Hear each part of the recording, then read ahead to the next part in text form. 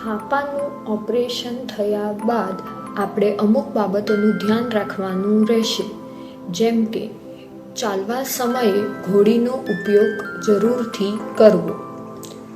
પડખે સૂતી વખતે તમારે તમારા બેઉ ઘૂંટણના વચ્ચે તકિયો મૂકી પડખું ફરીને સૂઈ શકાશે. આપણે બાથરૂમનો ઉપયોગ કરવા માટે ઊભા ટોયલેટ પર જ બેસવાનું રહેશે અને તમારા ડૉક્ટરે કહેવા મુજબ જે કસરતો કરવા કહી હોય એ કરવી જરૂરી છે.